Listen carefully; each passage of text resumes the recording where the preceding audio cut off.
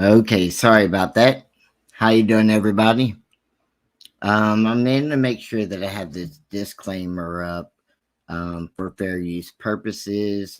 This is going to be for education and research. Thank you, and definitely trigger warnings on um, this story and a video I'm fixing to start. That's how we're going to start right out the gate. It's very descriptive images and sounds of violence that could be extremely difficult to hear and to watch. If you have any type of PTSD, if you have any type of, it's just extremely unearthing. So if you find yourself where it's affecting you, then I'm just giving you fair warning right now that the video is extremely difficult. And with that said, give me a second here, and I'm going to make sure I read this again. Just a disclaimer that this is under Section 107 of the Copyright Act of 1976 for fair use for education and research and purpose for reporting. And that's what I'm doing, reporting this story. And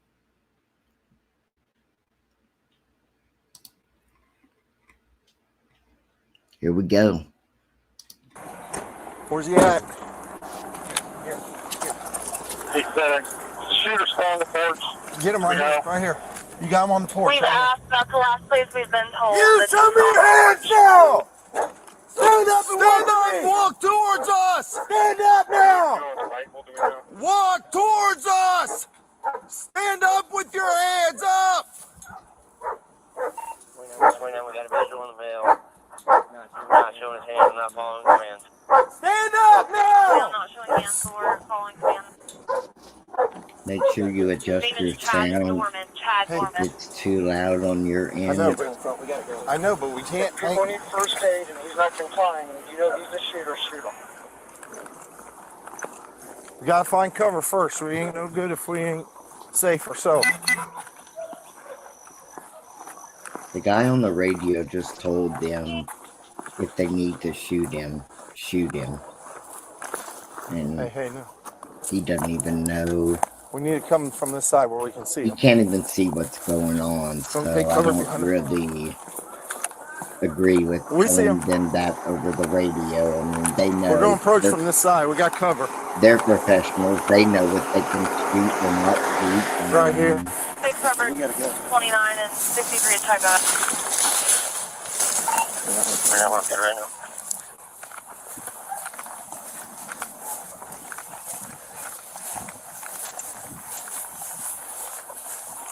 Show us your fucking hands now!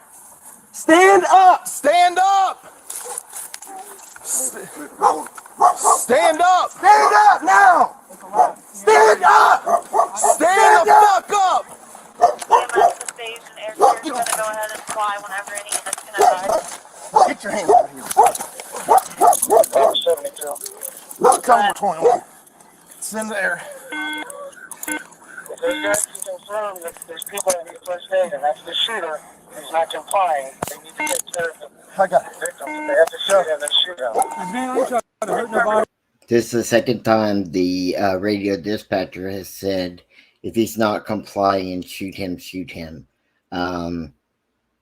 Obviously, on the video here, it's pretty surprising to me that he is complying. He's actually very calm for what he has done.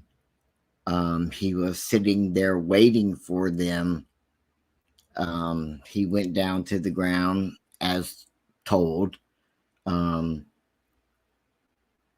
He says he doesn't have anything on him. He's participating and trying to comply as much as possible. He's extremely calm for what he has done. So let's continue on. Again, this is an extremely difficult video to watch and hear. So please do not put yourself through this if you cannot handle it. Completely sober. Never did drugs a day 63, in my we're life. 21. Get the EMS over here. Well, I did drugs when I was little, but I don't do drugs now. I'm sober. I'm not trying to fight you. 63. Get your butt inside. He's telling the dog to go Get your butt inside. inside. We on He told primary? him he's totally sober, has no weapons on him. Hey, kids down 16. Gallon. 63, we're 21. Knock Have it off. EMS respond over here. You're clear, they're being advised. That's the mother in the background you hear. Robert 34, just started mass custody response. 63, do you want them to respond to the Laurel Lindale address? Where exactly do you need them? We're right in the front yard.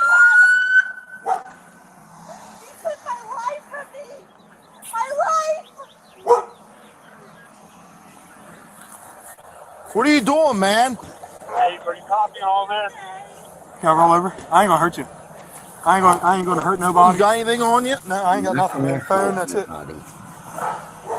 I ain't mad. I ain't nothing. Just make sure that dog don't come out. I don't think he'll bite you. Just don't reach for him and try to grab him. He's perfectly calm and says, I'm not going to hurt you. I'm not going to hurt anybody. Watch out for the dog. I don't think he'll come after you. And he continues to talk to the dog to get him away while his wife is in the background yelling, you took my life from me. He says, I have no weapons on me. Well, his weapon is over there on the steps where they yanked him off the steps. He says he's not drunk. He doesn't have anything on him. He is like kind of in a way,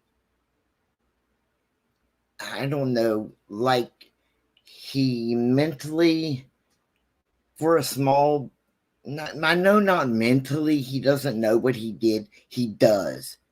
But his just reaction of how he is right now is just a little odd. Okay, it's a lot of odd. Hold on. I done something. Pet him. He won't bite you. What's going on, man? Nothing. Can I stand up? It's kind of uncomfortable. I'm gonna I get ain't you gonna here do in a nothing. I ain't running second. away. You can do whatever you want with me.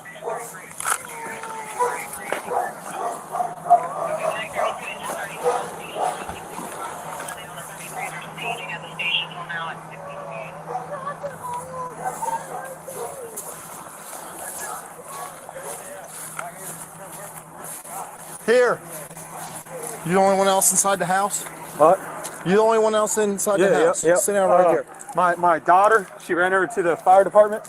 Sit down. It's my stepdaughter. Put him in the cage. This is Will.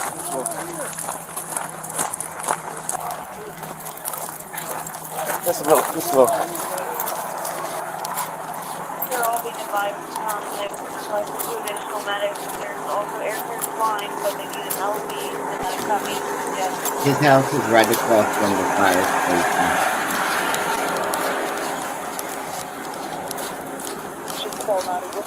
Can you get the wallet out of my back pocket? Shut up, dude.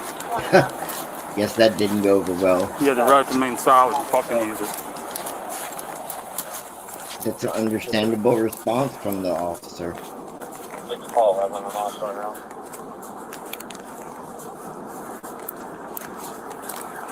I don't think it was unprofessional in any way, shape, or form. You have the right to remain silent. I suggest you effing use it. Yeah, 90 is where Chief and Captain's where.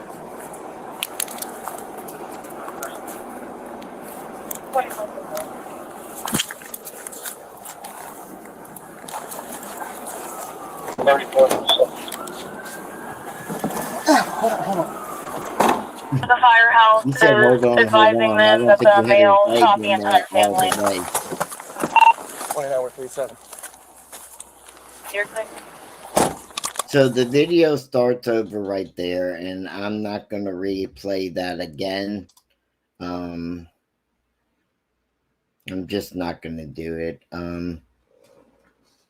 So as you know, this is a Claremont County man charged with shooting his 3 kids to death, and he confessed to the prosecution to what the prosecution called the most heinous, monstrous crime ever. Court documents say that 32-year-old Chad Dorman confessed to planning and carrying out the deaths of victims involved for several months. Which, when I first saw this, I thought something happened that day that, made this happen. The judge ordered Dorman to be held in the Claremont County Jail on a $20 million cash bond after prosecutors described how he shot and killed 3 of his kids. Prosecutors said this is the most serious offense that we have on the books. Judge David Gast was the Claremont County prosecutor. He said, "This is it. You can't commit a more serious offense." Prosecutors said all 3 children were shot execution style with the video. With the rifle. I'm sorry. I was looking over there. I'm not going into that part of the video. I'm just not going to show that part. That's what I showed was enough to show. Unlike other people who showed, like diagrams of where the children were and stories of how he dragged them back and lined them up. I'm not doing that. That is, it's bad enough what I'm saying. If you find that information somewhere else, that's fine and dandy. I'm just not going to do it. They were shot execution style with the rifle, and all 3 boys were discovered by the first responders lying in the yard of their home. They were all pronounced dead at the scene, and the Claremont County Sheriff's Office said all life-saving measures were unsuccessful. The boys were 3 years old, 4 years old, and 7 years old. Man. In court, prosecutors said Dorman lined his 3 sons up, ready to shoot them. One of the boys was able to run into a nearby field. Dorman chased after him, drug him back to the property before he shot him.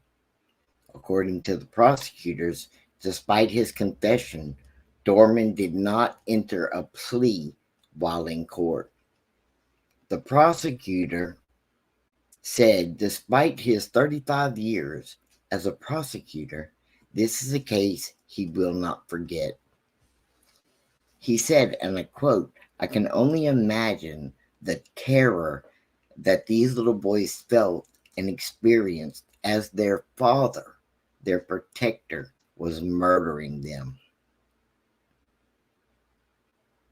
Unfortunately, their mother saw this.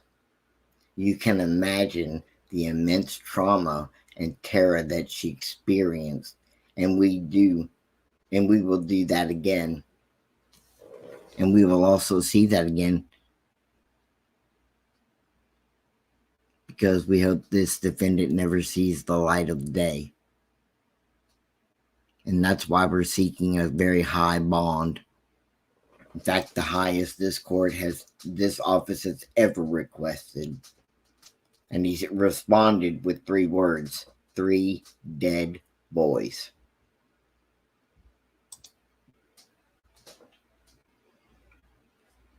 So this is a pretty spoiled out house.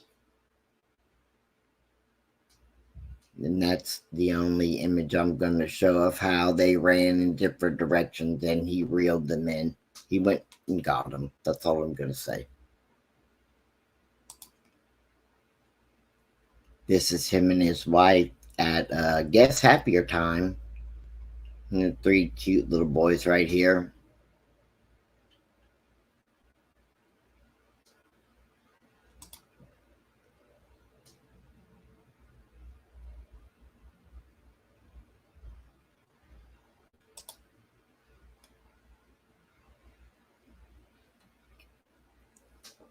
On Thursday, the county dispatcher said a 911 call responded to a shooting on Lindale Road in Monroe Township at about 4:15 p.m. that Thursday. The sheriff's office said that the woman who called screamed that her babies had been shot. A few minutes later, a passerby called 911 to report that a juvenile girl was running down the road saying her father was killing everyone. So, see, it wasn't just the boys in the house, there was a sister. She even carried one of the boys that he was being shot or was going to be shot. She was trying to save him, carrying him while she was running toward the firehouse. Um,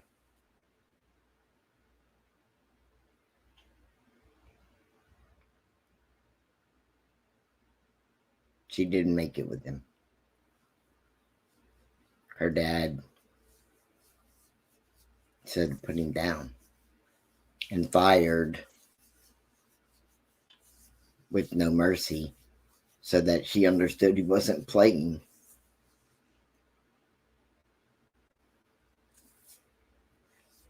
And she ran for help up and down the road, all over the place for help, and stopped and stood in the road and did what she had to do.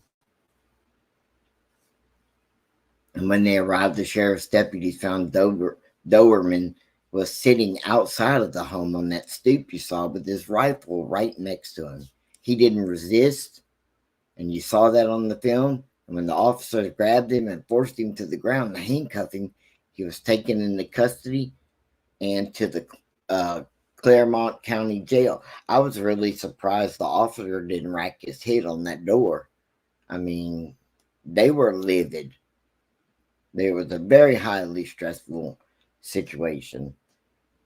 Now, a fourth person that was injured, the boy's 34-year-old mother was located outside of the home with a gunshot wound to her hand. She was taken to the medical center where the sheriff later notified her that her sons had died. But to be honest, that doesn't seem like a true story or a true statement, because we could hear her in the background when the cop threw him on the ground. She was obviously outside and was saying, "You killed my babies." She was there and she witnessed the entire event. In fact, she was the first person he shot. According to the court records, Dorman does not have a history of violence or committing any crimes, with the exception of one charge in 2010. And documents say that he was charged with domestic violence, but it wasn't against his wife. He allegedly choked his father, but the charges were ultimately dismissed, and Dorman's father declined to comment. Tracy Miller, the superintendent of the exempted village school district, released a statement saying grief counselors would be available to students, totally available, not as an ad needed. And she said that our hearts are once again broken tonight as we yet ask for the community to lift up those affected by the horrible event. To end this, I just want to end this by saying documents released by the Claremont County father had planned to kill his three sons, for months before they were shot at their home this fatal day. So he had He didn't write out a plan or nothing like that. He didn't have a to-do list. Um, I don't know whether he confessed that to someone or whatever. But I couldn't find anything out other than the statement. Most current statement was that he had planned to kill his sons for the past 3 months. So, what do we know about Chad Dorman's wife? Now,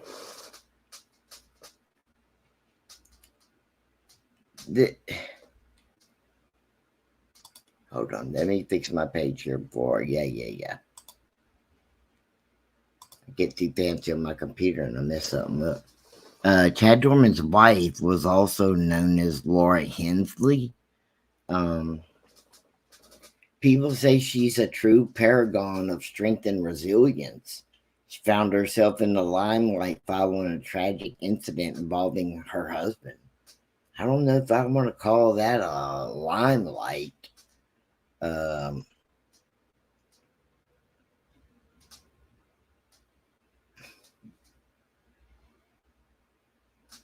Despite the tragedy, she displayed remarkable strength and resilience. I mean, the incident transformed her, making her a symbol of courage and hope for people in these situations. She demonstrated that in the face of tragedy, she stayed, and it gained her sympathy and admiration from people all around the world of how a mother stood and did not run in the face of danger of her children and herself. I think the story about Chad and his wife is the true story of this, although he has not said so. It later became rumored after this incident that discovered, I think is a better word, that Chad's wife, Laura, was thinking about divorcing him. Why? There wasn't anything about that. And I think that's where we get to. I think that's the real start of the story. I think maybe if she was thinking about it some months before, and I don't think there was another person involved, so let's not use that as a pedestal. Oh, she was cheating on. I didn't say that, and I don't even think that. You know, there were people who said, neighbors and things like that. You can find videos on the YouTube quite easily that say that he was unhinged, different things like that. He was high strung, or just way people described him. But you know, of course, when people do stuff, they're gonna say things like that. You don't know why they are. You don't know the true reason behind this until he speaks. I actually was kind of surprised that he did not, or the mother did not kill herself. I really was surprised because of the children. I'm not saying I wanted her to. I'm saying I'm really surprised that she just lost her 3 children right in front of her face. And I'm just surprised. I don't know how she held that together. By the grace of God is the only thing I can come up with. And Chad was good to his kids when he was here, and he spent time with them, and they did events and stuff. And you know, it's kind of hard to get a good personality on him because it was just so different when he was arrested. But then when he got to court, his face said it all. Was he on suicide watch? I don't think they said that, but I'm pretty sure he was.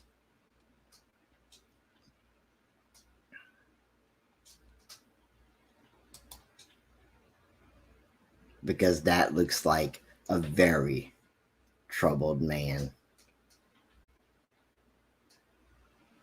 A very, very troubled man. A man with a lot of pain, but yet a lot of self-discipline.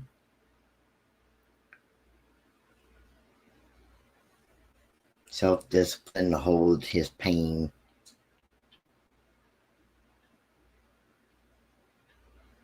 about what he did. So, the point of my show is the misunderstanding of good and evil. Some people must be like, what are you talking about, right? Misunderstanding of good and evil.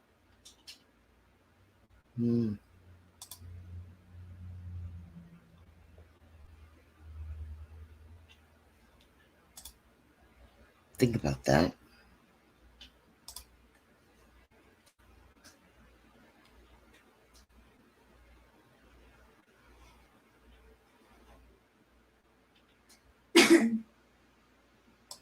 No, it didn't go anywhere. Don't want y'all to think, we all know one, person who goes silent and like makes weird sounds and I don't do that. It's just that when you start talking about good versus evil, people like to throw their faith, whatever faith they are, it doesn't matter what it is they're talking about. We all know that, people are saying, this is an evil man. He has no good in him.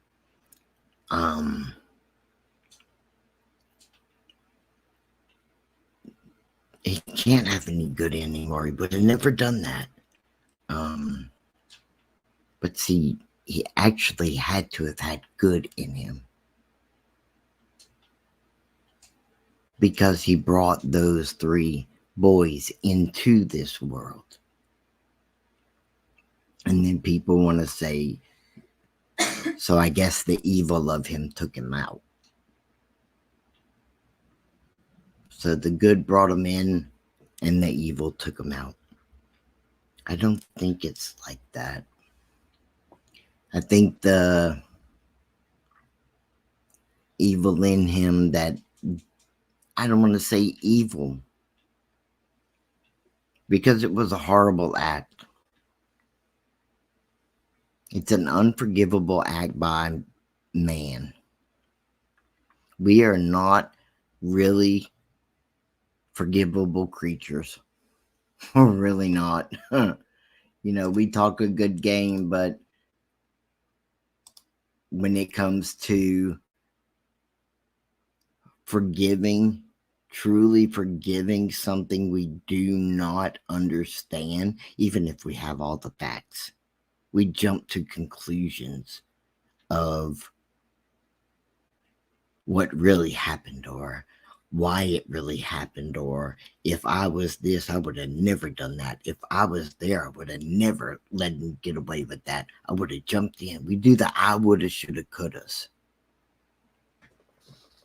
And that's all fine and dandy. But it doesn't work that way.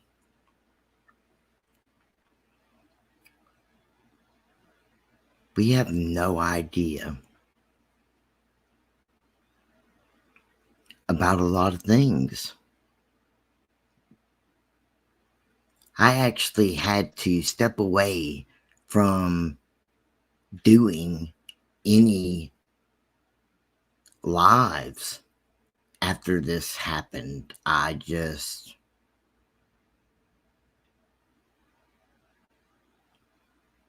had to step away. I do stories on people, on bad things that happen, on the evil things that men do or women. Don't break it down. They're both equally evil. Um,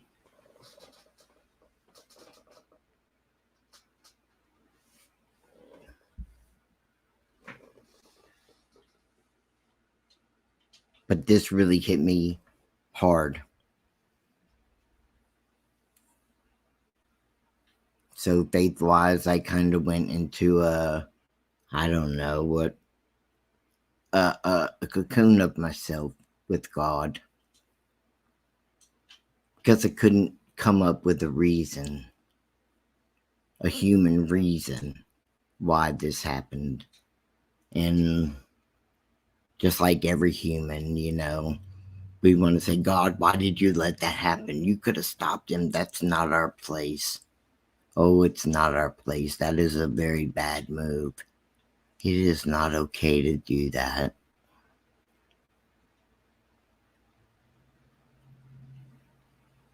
The devil will just ride high in hell water. I mean, I can't speak for him because he's not really, I think, what people think he is anyway. Um, I guess what did strike me as odd was that no men from that neighborhood who have guns themselves ran toward that house. They know him. They know what kind of person he is. Um, or maybe that's just my personality because I'm a veteran. But it did strike me as odd. And no, that doesn't make it better. But I would have ran over even if it cost me my life, I would have ran over with the intent of the children. That's just me. But we don't know what happened to him. My opinion is that he knew what his wife was planning on doing. She didn't know he knew. I think he found out somehow.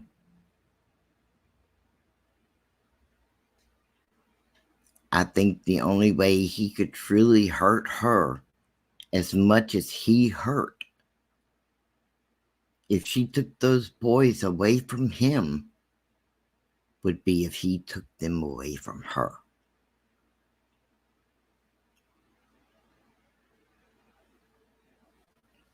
And that is just my opinion and only my opinion. Does that make it right? No. Would it made it right if she took them? No. They made those babies together. People have to learn to work together, not fight each other. We do this all the time. Parents fight other parents and the kids are stuck in the middle, and it's a different world. It really is.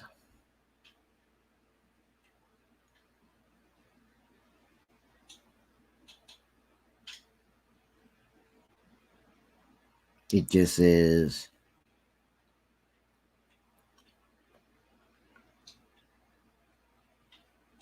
hard for me to want to continue to do stories about people who are being murdered. No matter, I've done babies, I've done teenagers, I've done women, I've done couples, I've done it all.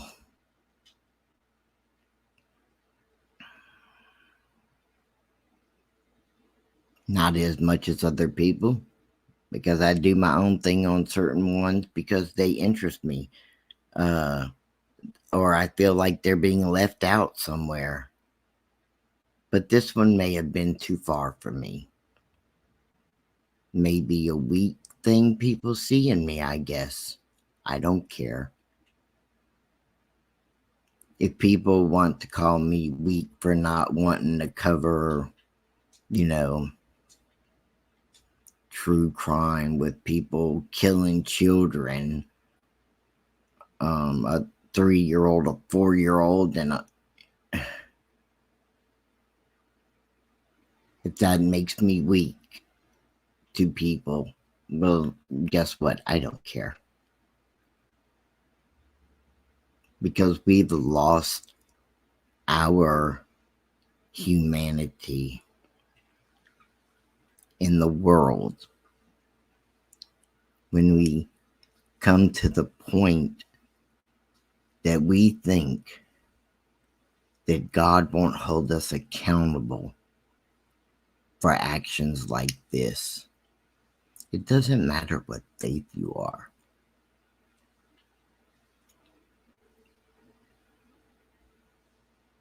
And I'm just going to say right now, whether anybody likes it or not, the alpha males need to take control of their families.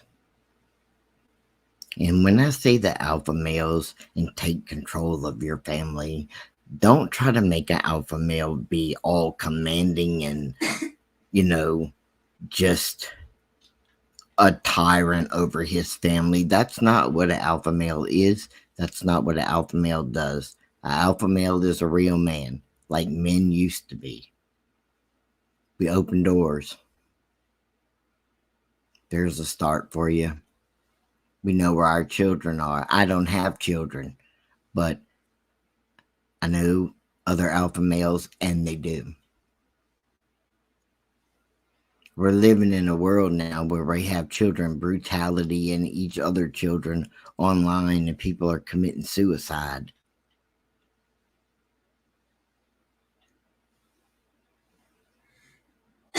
Where men are talking about committing suicide. And those men need to reach out to other men.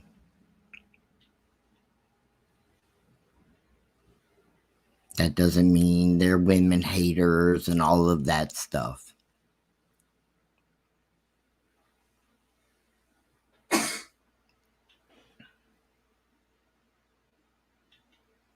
So really, do I know if I'm gonna do true crime of anything after this? I don't know. We have a lot of people doing true crime. I listen. Bullhorn Betty,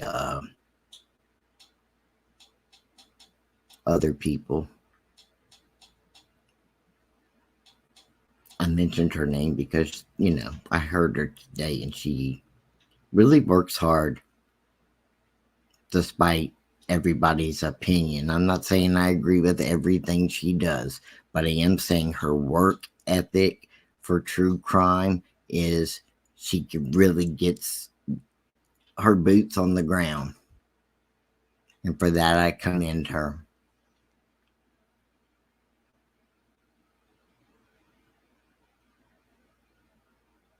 This case right here should make any of us, all of us, male or female, stop and think about how we need to change. Each one of us change right now. When you get off of here, just sit down and think about what changes you want to make for yourself, for your house. It doesn't matter what anybody says. It doesn't matter if any of your friends or your family or anybody agrees with you.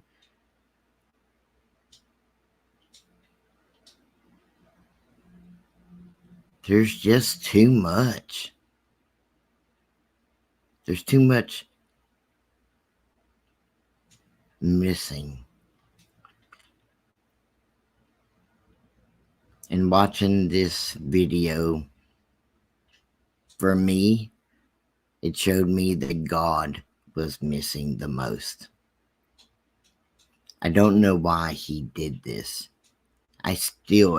Months And I still cannot figure out why he did this, unless it was over the divorce. His court case is not out yet, but I did tell Squirrel that if I ever was going to do a case by case like other people do, it might be on him, because are we ever going to know why?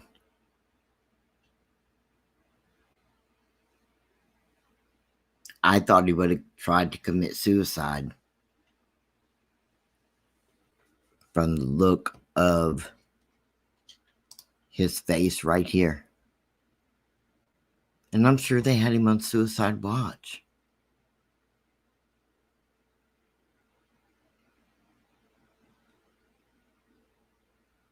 But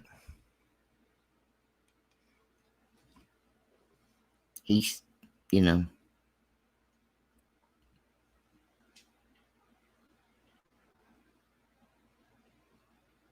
I can't make you do anything.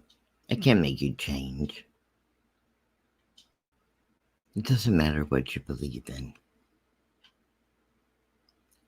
If you believe two Converse shoes tapping together make you a better person, and it makes you open a door for somebody, if it makes you say, you know, what you're thankful for before you eat, that you have a roof over your head, if any of that does any of that, then that's okay. I don't think a label of what you are, as far as what you believe, your faith.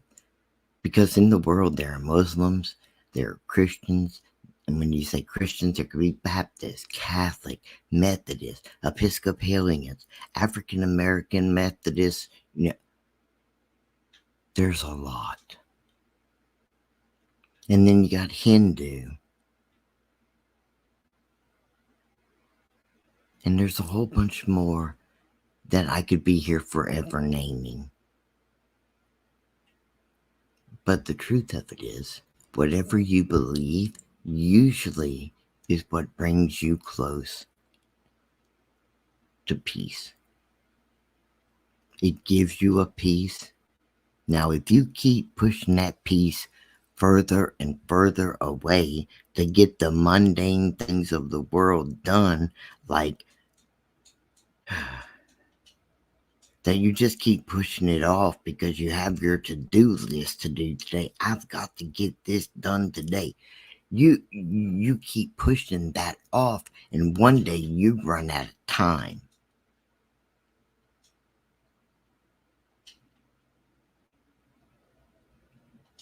Don't think you have forever.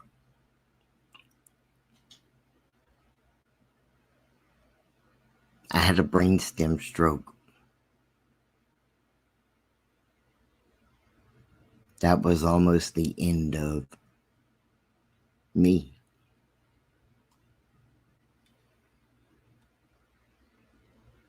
But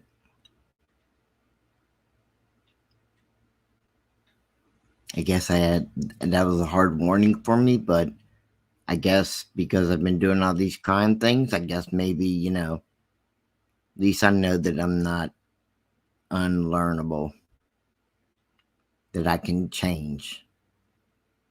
I used to get on here and talk about faith and do all those things, and then I kind of changed over to, you know, my military side and standing up for the rights of everybody, and, you know, because I believe in the Second Amendment, and I believe in Homeland Security, and I believe in this country. Believe in the flag. Don't ever let me see you step on it. I believe little children should grow up and have the happiest days of their life, not having bullets shooting at them. Frisbees. How about that? Frisbees. I think all these cell phones don't even need to be as active as they are. I think every family should have a box that as soon as you come in the door, you throw your cell phone in there and you turn it off. Just tell people, just put a message like, if your phone isn't working, a text message goes out, says, sorry, get back to you tomorrow. I'm at home with my family. If you tried that, it would make life better. I can promise you that. So your job might get mad, they might get, but of course, but don't y'all remember during COVID? Who would have ever thought that in America, almost the entire nation would work from home and it would still function? I don't think anybody ever thought of that. And then we did it. And then when it ended and they say, oh, you can go back to the offices now, people were like, no, I got used to this. I want to keep my home office. And plus, they were excited about it too, because they got to cut out, health insurance, medical insurance, because you worked at a satellite office.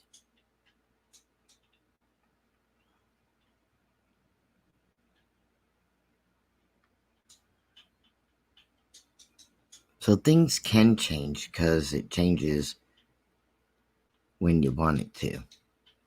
They wanted to take away your benefits, and so they did. You can work from home, no problem.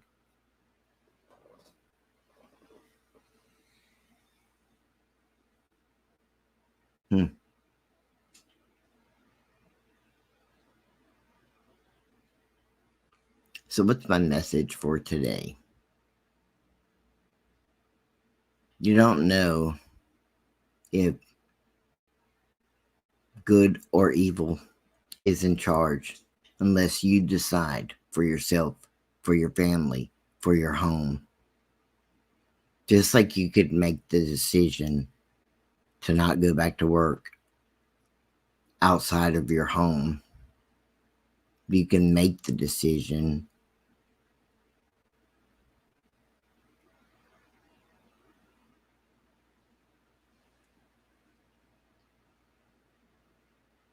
to love your family more, love yourself more,